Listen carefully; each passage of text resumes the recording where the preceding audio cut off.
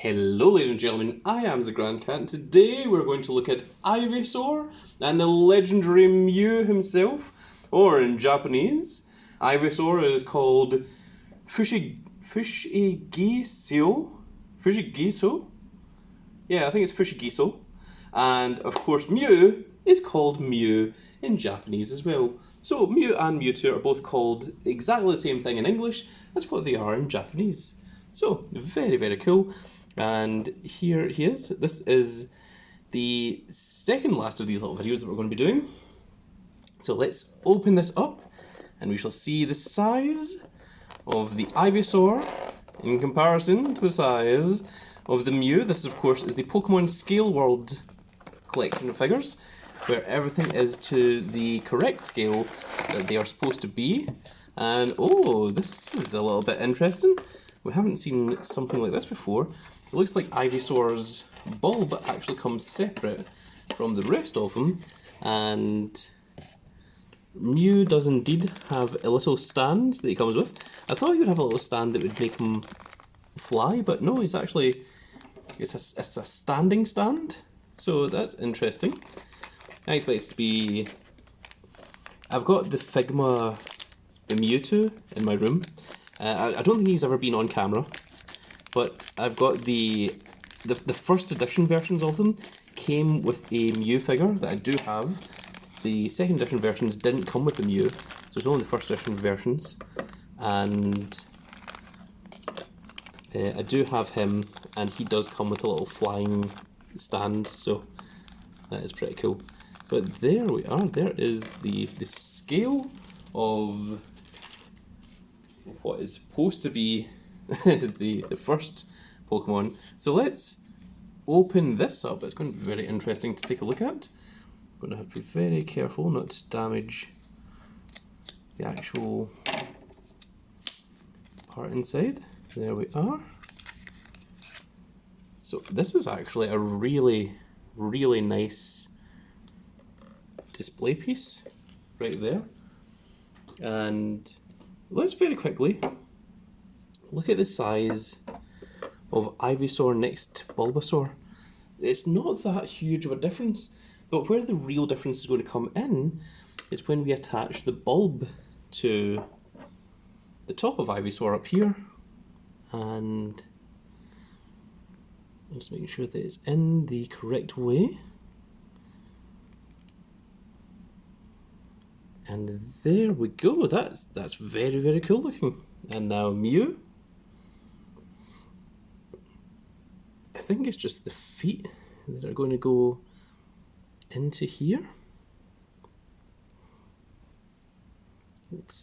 Mew is quite a small and very delicate figure, so I'm being very careful with it.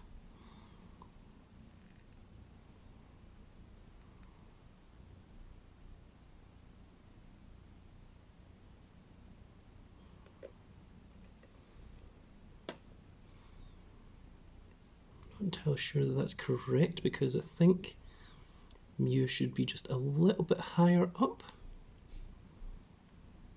so that the tail is behind it, and there we are, there. That is the way that Mew goes. So there we are, there's very, very cool.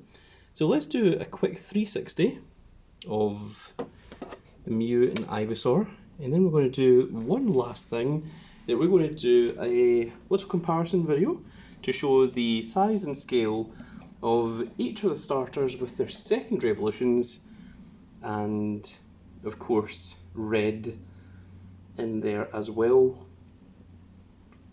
so that we can see which one has the best glow up, as the kids would say these days. So yes, there we are. So Ivysaur is actually a lot cooler than what I expected. If you'd asked me which one I was least excited about, I'd have probably said Ivysaur before we started these videos, and he's actually really, really cool. So there is Ivysaur and Bulbasaur together.